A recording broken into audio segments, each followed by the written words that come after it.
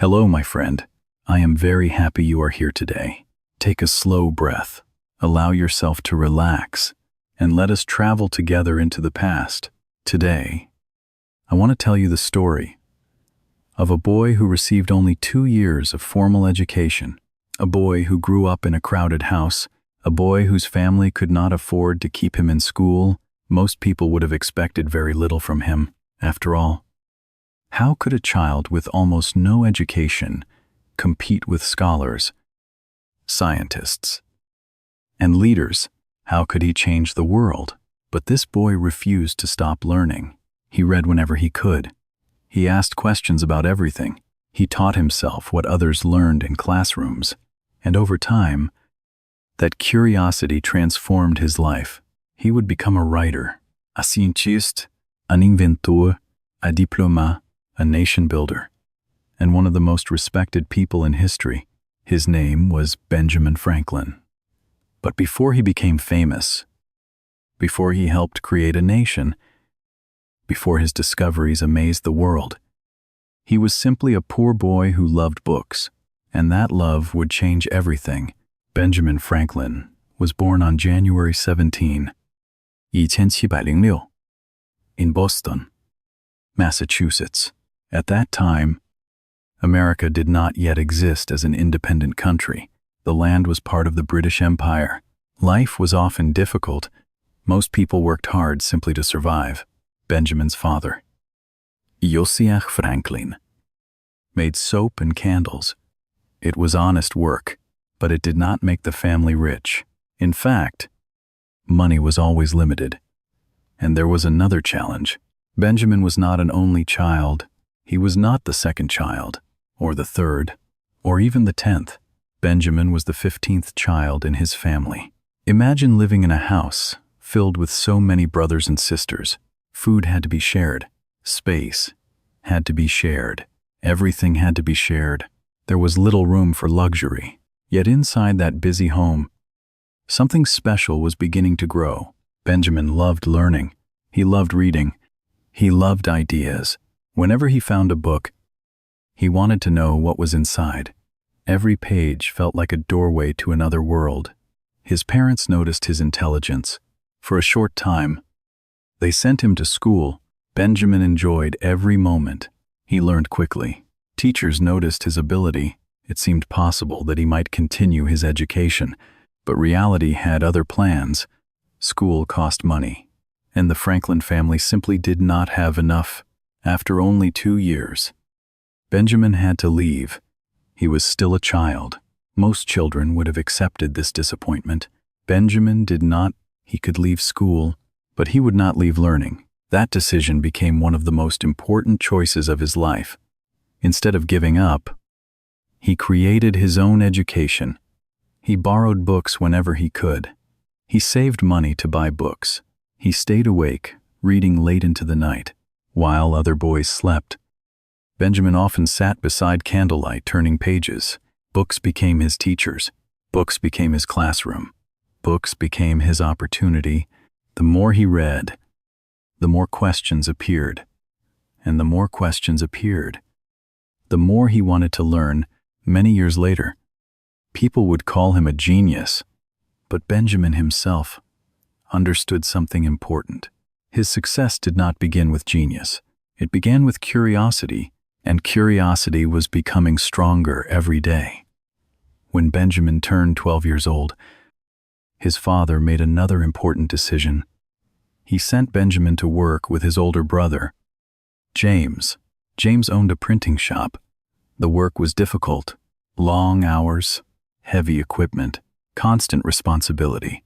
But hidden inside that printing shop was something Benjamin loved. Words, newspapers, books, pamphlets. Ideas from all over the world passed through the shop every day.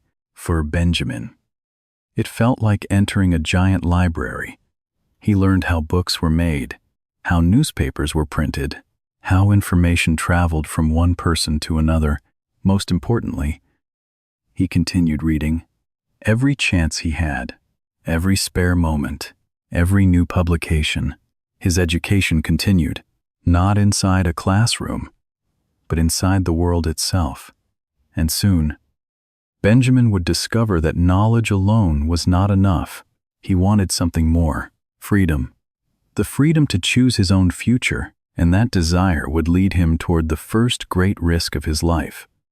Benjamin worked in his brother's printing shop for several years. During that time, he learned valuable skills. He learned how to write, how to edit, how to communicate ideas, how to think clearly.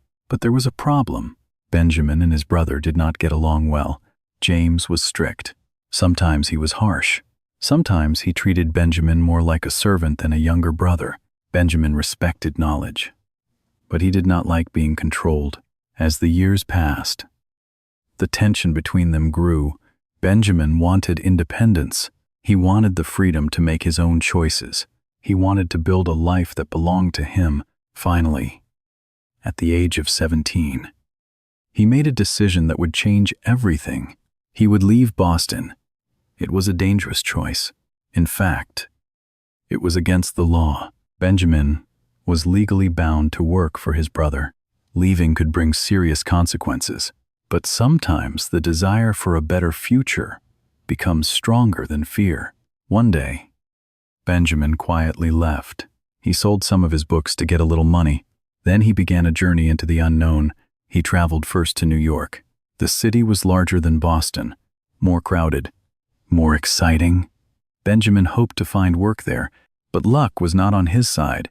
No printing shops needed him. No opportunities appeared. Many people would have returned home. Benjamin did not. Instead, he continued south toward Philadelphia. The journey was long, much longer than most modern travelers can imagine. There were no airplanes, no trains, no cars. Benjamin traveled partly by boat and partly on foot. He faced storms, hunger, exhaustion, and uncertainty. At times, he barely knew where his next meal would come from. Yet he continued moving forward, step by step, day by day, believing that something better waited ahead. When he finally arrived in Philadelphia, he looked nothing like the successful man history would remember. His clothes were dirty. His pockets were nearly empty.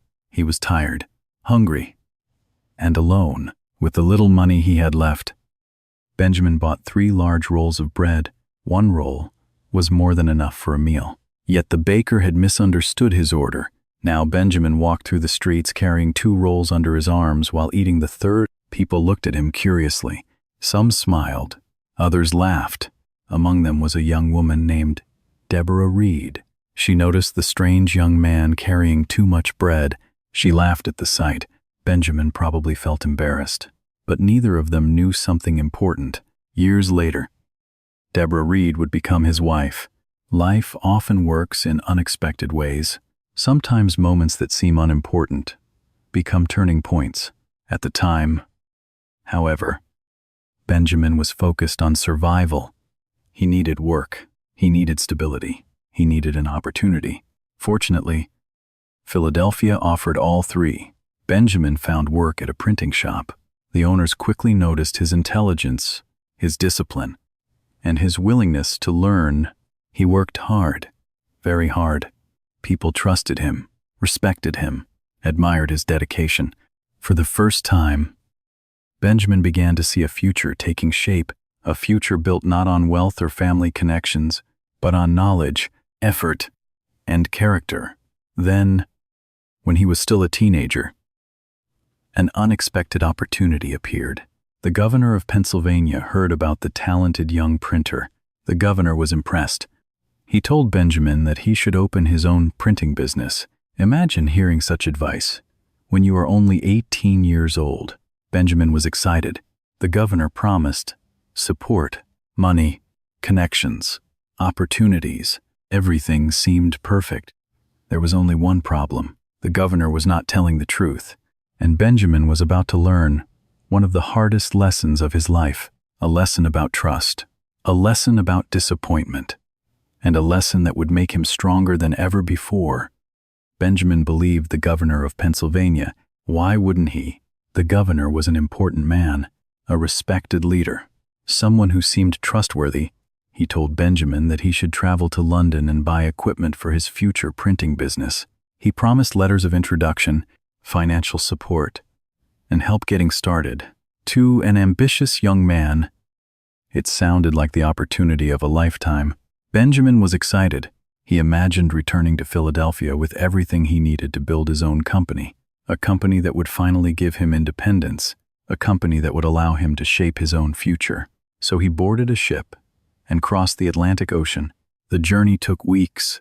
The sea was rough. The conditions were uncomfortable, but Benjamin remained hopeful. He believed great opportunities were waiting for him in London. Then reality arrived, and it arrived suddenly. When Benjamin reached London, he discovered something shocking. The governor had lied. There was no financial support, no promised money, no real plan. The letters of recommendation were useless. The help he expected simply did not exist. Benjamin found himself alone in one of the largest cities in the world, far from home, far from friends, far from anyone who could help him, and he had very little money. For many people, this would have been a disaster, a reason to give up, a reason to return home. But Benjamin Franklin had already learned an important habit when life disappointed him. He looked for solutions instead of excuses. So he did what he always did. He went to work. Benjamin found employment in London's printing industry. The work was familiar. The hours were long, but every day became another opportunity to learn. He studied new techniques. He met skilled printers. He observed how large businesses operated. He read constantly.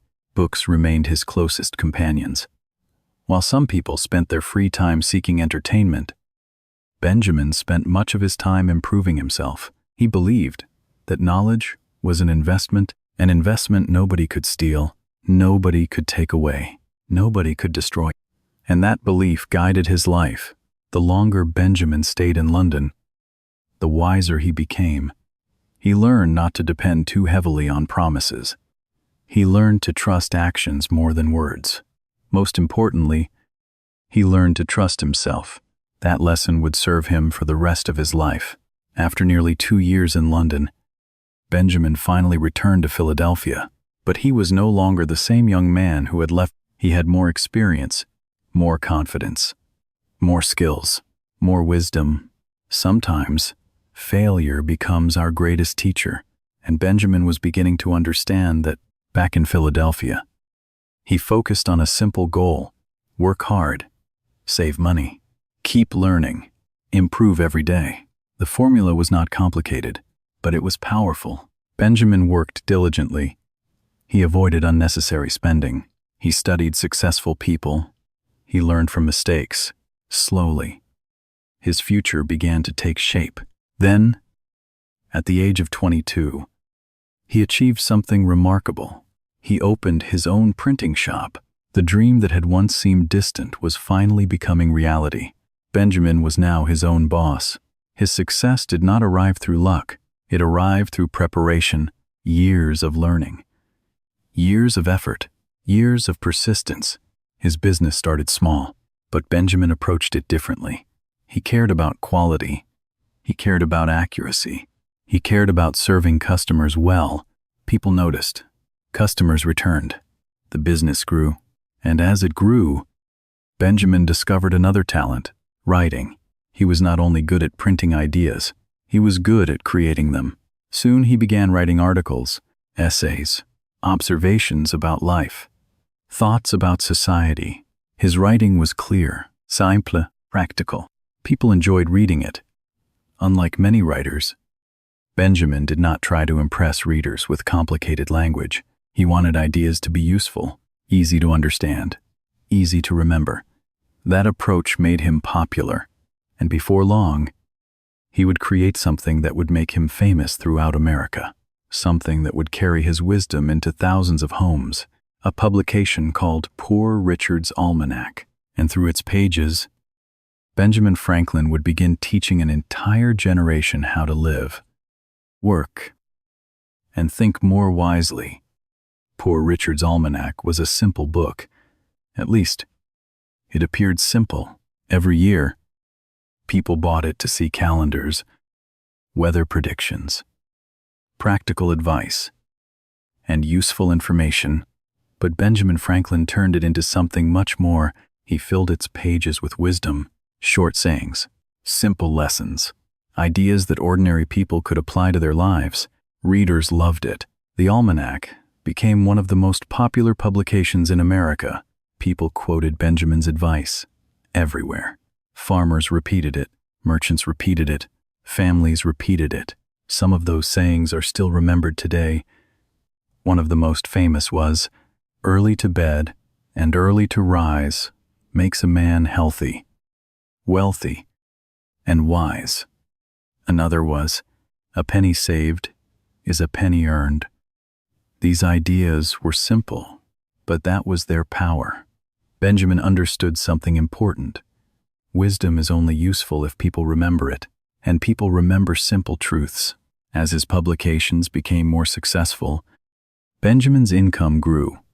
For the first time in his life, financial security was becoming possible. But something interesting happened. The more successful he became, the less interested he was in simply making money.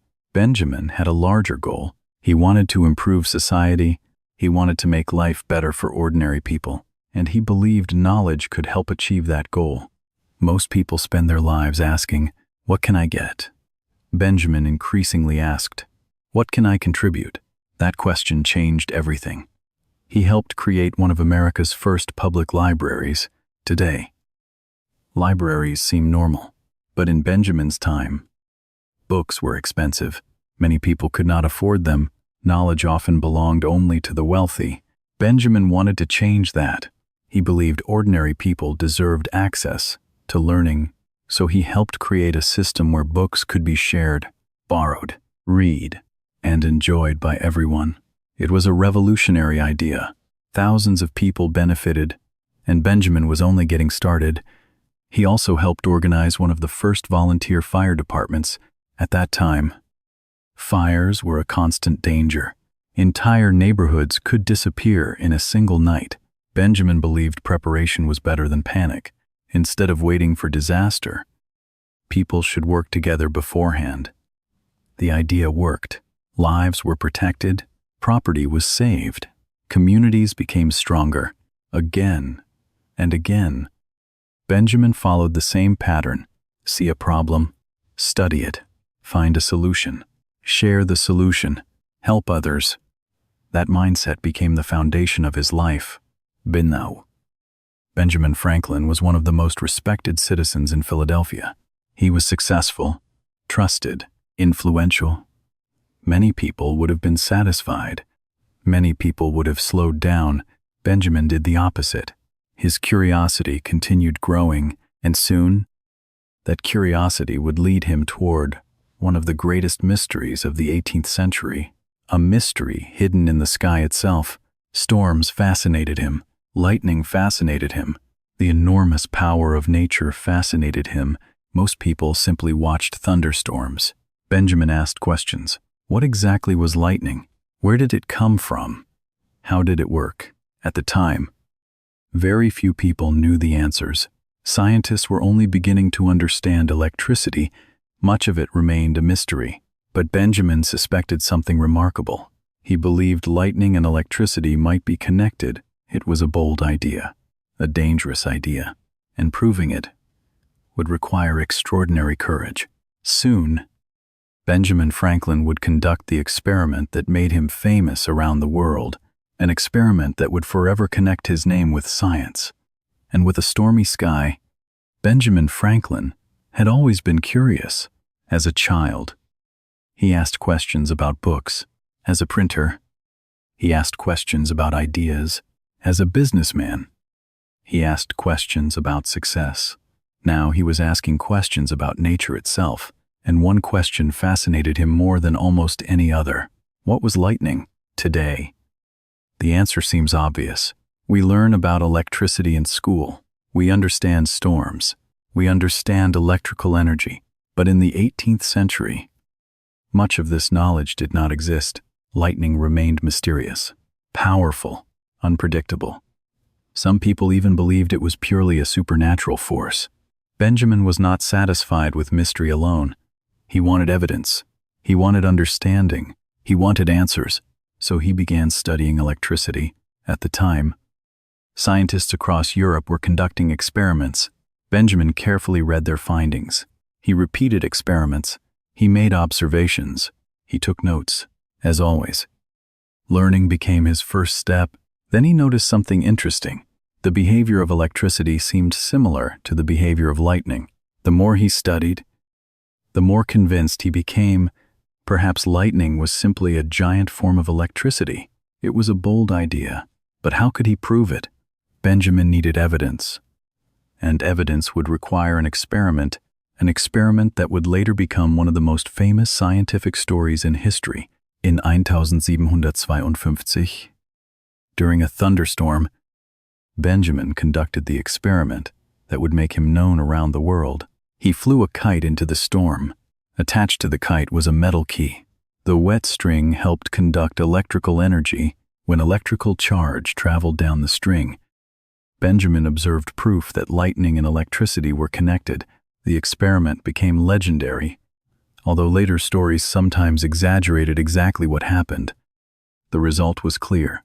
Benjamin's theory was correct. Lightning was electrical in nature. The discovery brought him international attention. Scientists across Europe discussed his work. Universities honored him. Important thinkers admired him.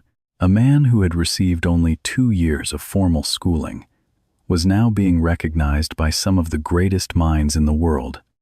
But Benjamin was not interested in fame for its own sake.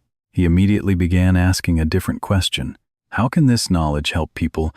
That question led to one of his most important inventions, the lightning rod. Benjamin realized that if lightning could be guided safely into the ground, buildings could be protected. At the time, fires caused by lightning strikes destroyed homes, churches, and businesses. Entire communities could suffer enormous losses. The lightning rod offered a solution. A simple metal rod placed on top of a building could direct electrical energy safely away. Lives were saved, property was protected, communities became safer, and here is something remarkable. Benjamin never patented the invention. He never tried to become rich from it. He believed useful knowledge should benefit everyone. In his view, if an invention could help society, it should be shared. That philosophy guided much of his life. Again and again, Benjamin chose contribution over personal profit, and the lightning rod was only one example. His mind continued producing ideas. He invented bifocal glasses, helping people see both near and far. He improved heating systems with the Franklin stove. He designed swimming fins while thinking about how humans could move more efficiently through water. Everywhere he looked, he saw opportunities for improvement, not because he wanted recognition, but because he genuinely enjoyed solving problems. That may have been Benjamin Franklin's greatest gift. He saw challenges where others saw inconveniences. He saw possibilities where others saw limitations, and he never stopped asking how things could be made better. But now, Benjamin Franklin was known throughout America. His reputation extended across Europe. His writings were respected. His scientific discoveries were admired. His inventions were improving daily life. Most people would have considered such achievements enough. But Benjamin Franklin's most important work was still ahead of him, because the future of an entire nation was about to be decided. And Benjamin would play a central role in that story, a story about freedom, a story about independence, and a story that would change history forever. By the 1760s, Benjamin Franklin had already achieved more than most people could dream of. He was a successful businessman, a respected writer, a famous scientist, an inventor whose ideas were improving lives. He could have retired comfortably. He could have spent his remaining years reading books and enjoying the success he had earned. But Benjamin Franklin believed life was about more than personal achievement. He believed people had a responsibility to serve others, and soon, his country would need him. At that time, the American colonies were still controlled by Britain. For many years, the relationship had been relatively peaceful, but things were beginning to change. Britain faced financial problems. The government wanted more money, so new taxes were placed on the American colonies. Many colonists felt these taxes were unfair. They had no representatives in the British government, yet they were expected to obey laws they had no role in creating. The situation created frustration, then anger, then resistance. Benjamin Franklin watched these events carefully. He understood both sides. He loved Britain. Much of his life had been shaped by British culture, but he also believed ordinary people deserved a voice in government. At first, Benjamin hoped compromise was possible. He believed peace could still be preserved, so he traveled to England, not as a scientist, not as an inventor, but as a diplomat. His mission was simple: find a solution, prevent conflict, protect the future. For years, Franklin worked tirelessly. He met politicians, government officials, influential leaders. He explained the concerns of the American colonies. He argued for fairness. He argued for understanding. He argued for cooperation. But many British leaders refused to listen. The divide continued growing. The situation became more tense, and Benjamin slowly realized something painful. The relationship might not be repairable. The colonies wanted greater freedom. Britain wanted greater control. The two sides were moving farther apart. Eventually, conflict became unavoidable. In 1775, Benjamin Franklin returned to America. He was nearly 70 years old. Most people at that age were thinking about retirement. Benjamin Franklin was preparing for one of the most important chapters of his life. The American Revolution had begun. The colonies were fighting for independence. The outcome was uncertain. Failure could mean imprisonment, or worse. Yet Benjamin believed the cause was worth the risk.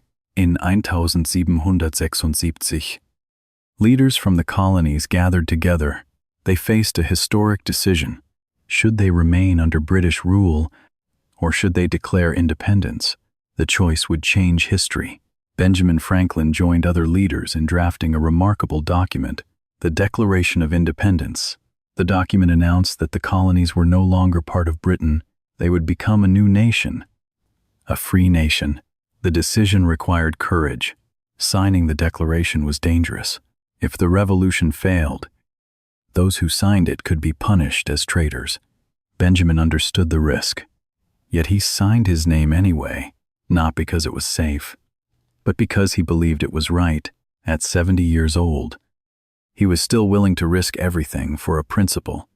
That tells us something important about his character.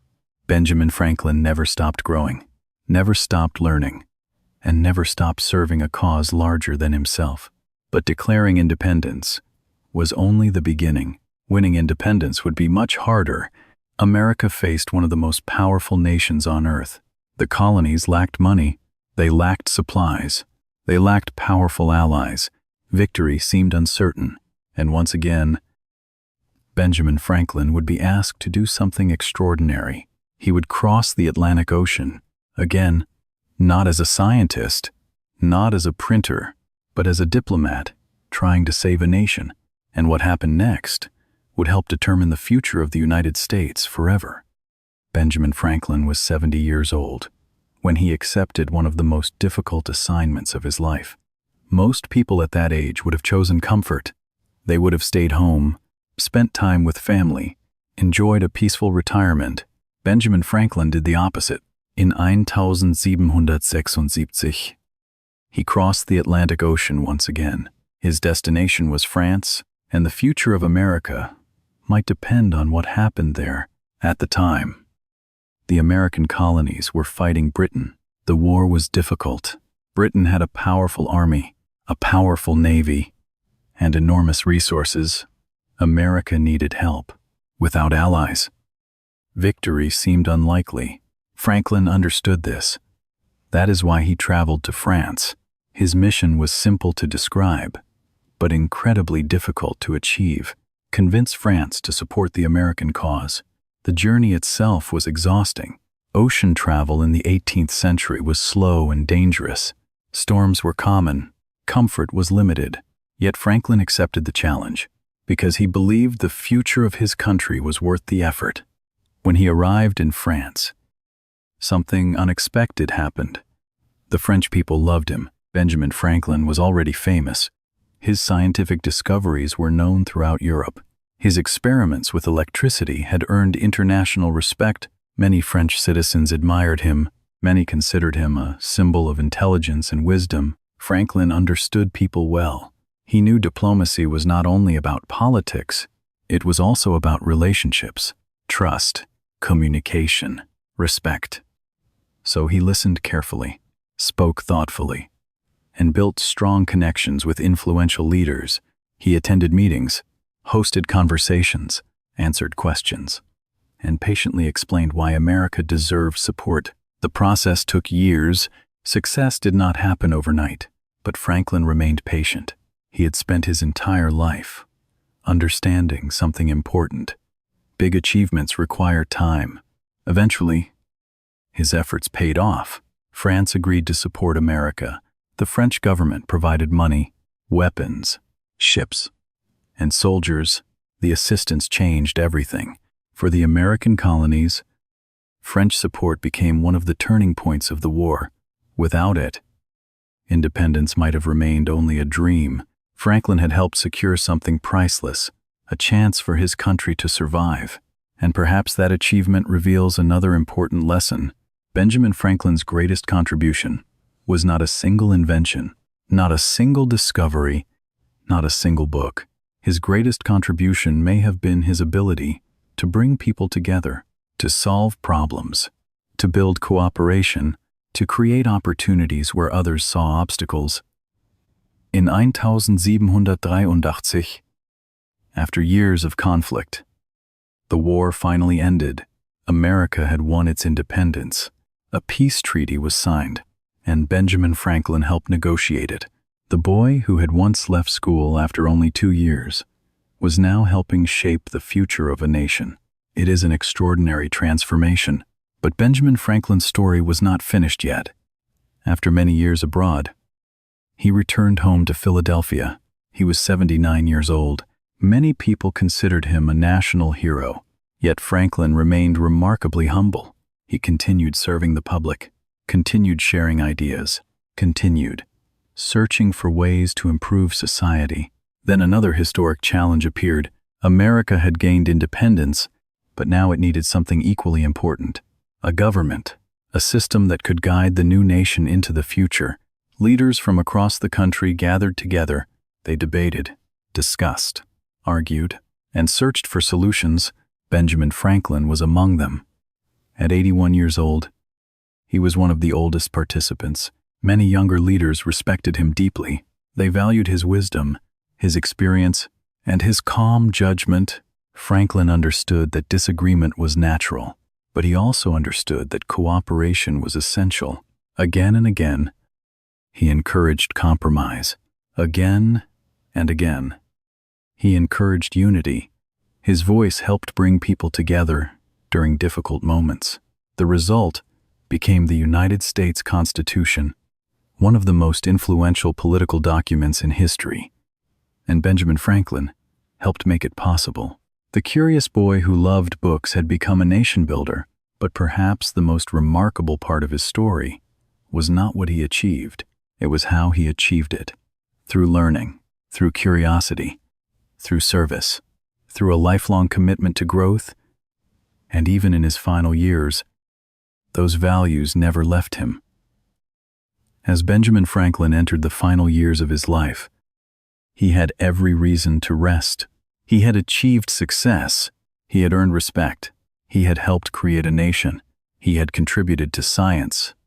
He had improved the lives of countless people. Most people would have been satisfied, but Benjamin Franklin remained curious until the very end. He continued reading, continued writing, continued thinking about how society could become better. One of the most admirable things about Franklin was that he never believed learning had an ending. Many people think education belongs to childhood. Benjamin believed education belonged to life. At 80 years old, he was still learning, still questioning, still growing. That mindset had guided him from the beginning, from the poor boy reading borrowed books by candlelight to the respected elder, helping shape a new nation. The same habit remained unchanged: curiosity. As his health slowly declined, Franklin spent more time reflecting on the world around him. He had witnessed enormous change. He had seen colonies become a country. He had seen scientific knowledge expand. He had watched ordinary people accomplish extraordinary things. And perhaps more than anyone, he understood that progress begins with small actions: one book, one question, one experiment, one conversation, one idea. Over time, small actions become large achievements. That had been the story of his own life. Benjamin Franklin never considered himself extraordinary as a child. He did not come from wealth. He did not receive years of formal education. He did not have powerful advantages. What he had was something much more valuable: the willingness to learn again and again, day after day, year after year. That willingness changed everything. On April 1790, Benjamin Franklin died at the age of 84. News of his death spread quickly. People across America mourned. People in France mourned. People throughout Europe remembered him. Thousands attended his funeral. They came not only to honor a scientist, not only to honor a politician, not only to honor an inventor. They came to honor a man who had dedicated his life to improving the world around him. And that is why Benjamin Franklin remains important today. Not because he was perfect. He was not. Not because every idea succeeded. Many did not. Not because every prediction proved correct. Some did not. We remember him because he showed what lifelong learning can accomplish. He showed that education does not end when school ends. He showed that curiosity can open doors. He showed that knowledge becomes most powerful when it is shared. And perhaps that is his greatest legacy. Not electricity, not invention, not politics, but the example he left behind. The example of a person who never stopped learning, a person who never stopped asking questions, a person who never stopped trying to contribute. Benjamin Franklin's story reminds us that our beginnings do not define our future. He began as a poor boy in a crowded house, a boy with only 2 years of formal schooling. Many people would have expected very little from him. Instead, he changed history, because every time life placed a limitation in front of him, he responded with learning. When he lacked education, he read books. When he lacked opportunity, he created opportunity. When he faced disappointment, he gained wisdom. When he gained knowledge, he shared it. That pattern transformed his life, and it can inspire us today. Perhaps the most powerful lesson from Benjamin Franklin is surprisingly simple. Never stop learning. No matter your age, no matter your background, no matter your circumstances, because one new idea can change a life. One new skill can open a door. One new habit can shape a future. Benjamin Franklin understood that better than most people. And more than 200 years later, his example still speaks to us. Thank you for joining me on this journey through the life of Benjamin Franklin. What part of his story inspired you the most? Was it the boy who educated himself through books? The young man who left home searching for opportunity? The inventor who used knowledge to help others? Or the leader who helped build a nation? Share your thoughts in the comments below. And if you enjoy learning English through inspiring historical stories, please subscribe and join us for more journeys into the lives of remarkable people from history. Until next time, keep listening, keep learning, and never stop growing.